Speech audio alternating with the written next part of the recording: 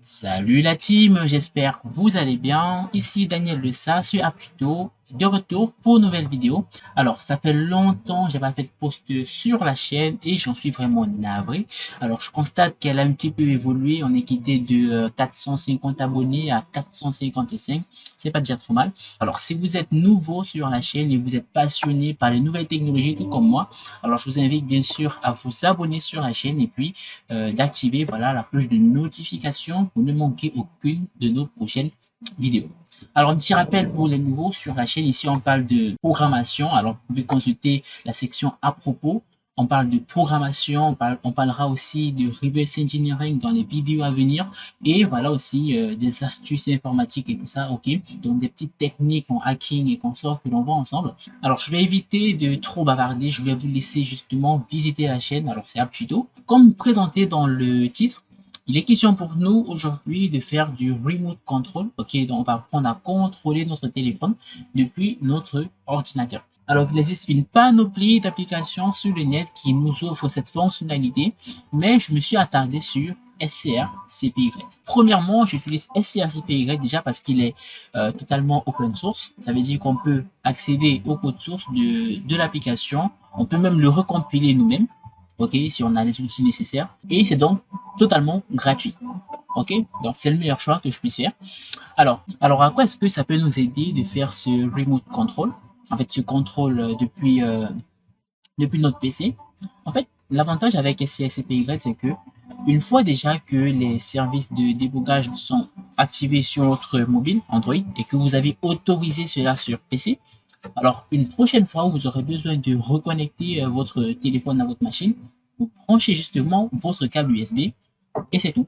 Vous lancez la commande qu'il faut dans votre invite de commande et puis il fera le travail à votre place. Ok? Alors, ça peut être utile dans des cas où, par exemple, votre tactile, il dérange un petit peu, il est un petit peu foutu, la fichette de votre téléphone va bientôt vous lâcher, etc. Dans le temps de trouver les fonds pour remplacer et tout ça, ça peut être utile, ok. Et aussi, ça peut être utile pour les youtubeurs qui regarderont cette vidéo parce qu'ils pourront ainsi alors faire des présentations, ok, donc depuis présenter leur mobile directement sur leur PC, ok. Donc ça va être ça son utilité.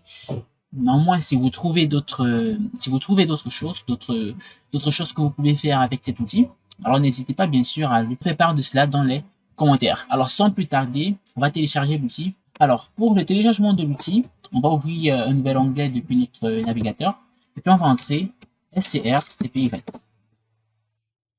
Ok, donc on va s'intéresser justement au premier lien qui nous mène sur GitHub. N'empêche qu'il y a également le site officiel, ok, mais je vais le télécharger directement sur GitHub. Alors, une fois que on a cliqué sur le lien maintenant sur GitHub, on va aller dans la section des releases, ok.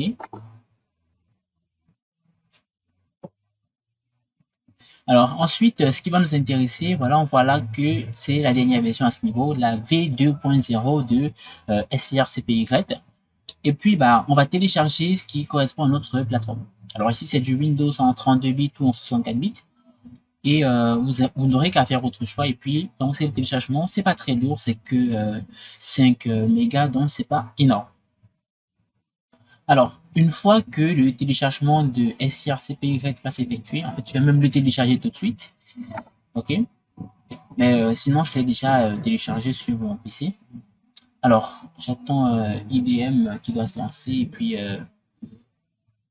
alors, vous voyez, donc, c'est pas très lourd en termes de poids. Donc, c'est une application très légère.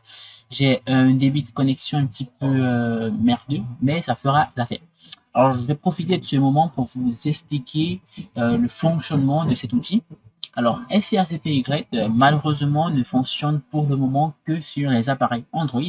Alors, il utilise ici alors, les outils de débogage pour Android. Ok, c'est ça qu'on appelle ADB, Android Debug Bridge. Ok, donc il suffira simplement de lancer le service d'ADB depuis notre PC et puis bah, de nous connecter voilà, notre mobile.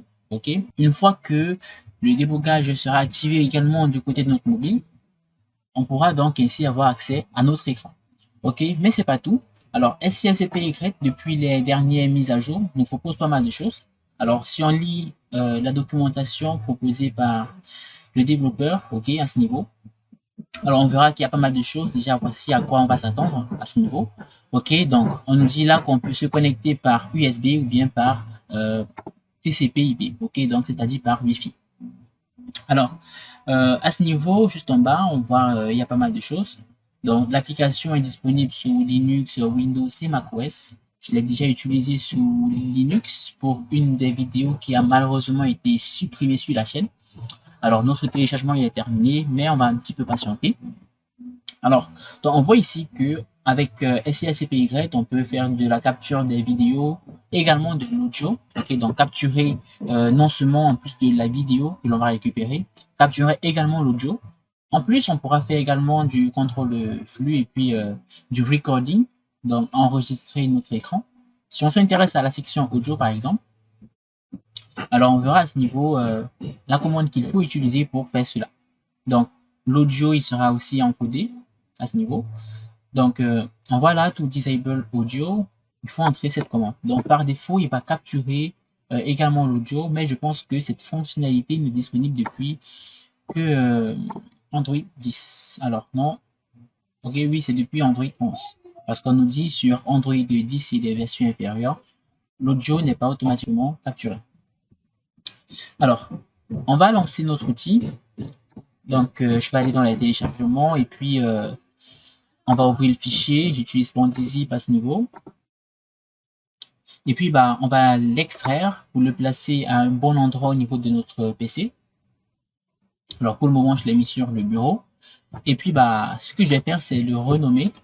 Ok, donc j'ai téléchargé la version 32 bits, mais j'aurais pu prendre celle à 64 bits.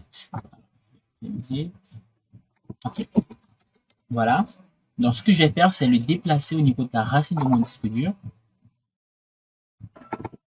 Ok, donc je vais mettre à ce niveau. Cool. Ensuite, on va lancer l'exécuteur, ok, et puis on va entrer la commande. Alors, 6dm.cpl. Alors à ce niveau, on peut donc aller dans les paramètres avancés, les variables d'environnement, on va aller dans le path, et puis bah, on va ajouter le chemin menant à XCSCPY, justement pour qu'il soit accessible depuis la ligne de commande. Ok. Donc on va nouveau, et puis on le met à ce niveau. Ok. Ok. Donc à partir de maintenant, si jamais je lance l'invite de commande, ok, je pourrais exécuter n'importe quel fichier qui se trouve à ce niveau. Donc, par exemple, si je lance CMD comme ceci, si je tape ADB, ok, donc ADB, automatiquement, le script, il est lancé, ok. De même que si je tape SCRCPY à ce niveau, il pourra donc être automatiquement utilisé. Ok, donc c'est l'objectif de rajouter cela dans le pack du système. Ok, alors ce qu'il nous reste à faire à ce niveau, bah, alors une fois que j'ai tapé ADB, le service est automatiquement lancé. Sinon, vous pouvez lancer avec ADB, moins c'est start server, si je ne me trompe pas. Alors, ça doit être server start. Ok, c'est bien start server. Parce que je pense qu'il y a également, alors kill serveur pour tuer voilà le démon. Alors c'est pas ça, on va taper serveur kill. C'est bien kill serveur, ok. Et puis bah si on tente start server, on voit donc là que bah, le service il se démarre et puis il occupe le port TCP 5037 de notre PC. Alors une fois que ceci est fait, ok, je vais passer sur le mobile pour voilà, illustrer pas mal de choses. Alors, j'ai un petit peu configuré mon portable pour vous présenter ce que je suis en train de faire en ce moment. Donc, je vais volontairement lancer SCRCPY et puis vous verrez ensemble ce qu'il fallait faire à ce niveau. Donc, SCRCPY pour lancer mon mobile. Ok. Alors, ce qu'il faudra faire du côté du mobile, c'est simplement d'activer voilà, le débogage USB. Alors pour cela, vous allez aller dans les paramètres de votre mobile. Okay. Ensuite, on va scroller et puis on va rechercher ce qui concerne About Phone, donc à propos de votre téléphone. Alors ensuite, on va s'intéresser au numéro du build. Il n'est pas directement affiché à ce niveau, donc il faudra le chercher un petit peu. Alors, voyons voir au niveau du Software Information. On a donc là le build number, c'est ce qui nous intéresse. Donc, il vous suffit de taper dessus cette fois. OK. Alors, là, on me dit Developer Mode has already been turned on. Donc, les options pour développeurs sont déjà actives chez moi. Alors, si ce n'est pas le cas chez vous, si vous avez un password au niveau de votre téléphone, on va vous demander donc d'entrer le mot de passe. OK. Ensuite, vous aurez accès au service de développeur, aux options pour développeurs. OK. Alors, une fois que cela est fait, vous allez un petit peu fouiller dans vos paramètres de mobile. Et puis, on va aller au niveau des options pour développeurs. Alors ici, je l'ai déjà activé. OK. Alors sinon, vous couchez tout simplement cette case à ce niveau. Et puis, alors ce qui va nous intéresser, c'est le USB debugging. Alors, vous vous rassurez que cette partie, elle est active. OK. Sinon, ça ne fonctionnera tout simplement pas. OK. Parce que pour avoir accès au pouvoir manipuler ADB depuis, votre PC, il faudra au préalable que les options de débogage USB soient actives. OK. Alors, une fois que cela est fait, ce que je vais faire, c'est tout simplement fermer comme ceci. Je vais nettoyer le terminal ou bien les commandes. Alors, une fois que vous allez brancher votre mobile à votre PC, OK. Donc, on peut brancher votre téléphone à votre PC. Vous allez taper tout simplement ADB, alors Start Server. OK, si jamais le serveur n'était pas actif. Alors, une fois que cela est fait, on va vous notifier au niveau de mobile pour vous demander d'autoriser votre machine à se connecter. Alors, ce que vous allez faire à ce moment, c'est cliquer sur autoriser les connexions, tout simplement. Et puis, vous allez taper la commande ADB Devices, comme ceci. Et vous allez voir en fait l'ensemble des équipements, des appareils mobiles qui sont connectés à votre PC. Alors, une fois que cela est fait, la seule chose qu'il vous reste à faire, c'est de taper SCRCPY, tout simplement.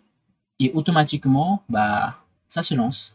Ce qui est bien, comme je l'ai dit, c'est que vous pouvez manipuler directement depuis, depuis votre PC. Donc, on peut carrément contrôler notre mobile à ce niveau.